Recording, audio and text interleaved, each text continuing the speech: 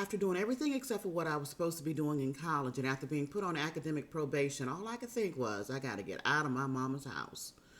The goal was to get as far away as possible, so when a friend asked me to ride with her to Raleigh, North Carolina, where she'd take the ASVAB test to join the Air Force, I was all for it until we got there, and I realized that I didn't have anything to do while she took her test. My solution was to take the test too, so I joined the United States Navy. The memory that stands out for me is waking up on Halloween morning, knowing that I was leaving to go to boot camp. I don't know what I expected, maybe some type of farewell. I found myself alone. I thought they were all hiding and waiting to jump out and wish me a fine farewell. I looked in the closets and it soon set in that there'd be no farewell.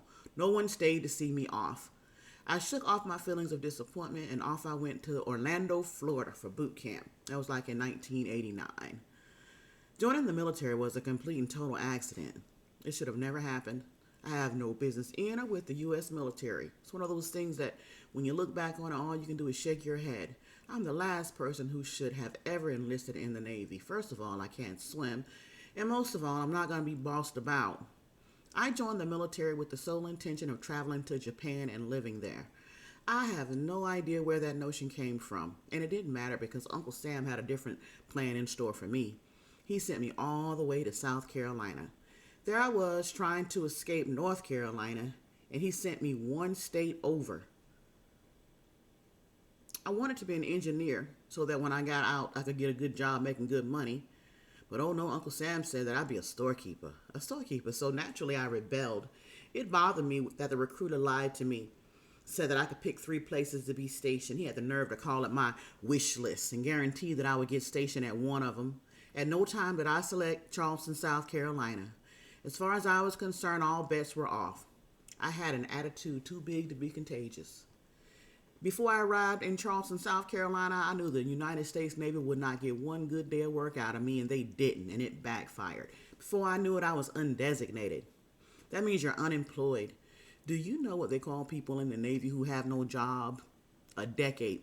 So there I was in the Navy, beyond irritated, and being called a decade. Mad as fire. And I knew it was going to be a long 4 years. The ship kept going underway, and there were times where there was no land to be seen. Imagine the panic of constantly thinking that the ship was sinking and that knowing that you can't swim. One day, the senior chief woke up on a whole different kind of stupid and thought it was a good idea to paint the outside of the ship during a storm in the middle of the ocean. What's worse is that he thought it was a good idea for someone to wear this little harness type thingy while dangling over the side of the ship. The senior chief's bright idea was to throw one of us overboard, tied to what amounts to a thick rope, with the instructions, take a paint bucket, take a brush, and paint the outside of the ship. Never mind the fact that we were in the middle of the ocean and during a storm. Nothing about his idea made sense. If I knew nothing at all, I knew for a fact that it wouldn't be me. And I knew that he was going to say, Mills! And sure enough, he did. And I just stood there and looked at him for a few seconds and then asked, so you really think I'm going to do that? And as I peered up at him, it became clear that he was dead serious. Before I knew it, I said, you must have lost your mind. It was a legitimate question or statement to me, but to him it was insubordination. I got in all kinds of trouble by asking a valid question or making a valid point. I went to a real-life court-martial and everything. Nothing became of it. It felt like a whole lot of play. I can't even remember who said what. The Navy's idea of punishment was to make me work in the kitchen. They called it the galley. I didn't care. I wasn't going to be a decade, and I damn sure wasn't going to cook. I should have never taken that test to join the Navy. I was just killing time, and in the end, it was my great escape from Chocowinity.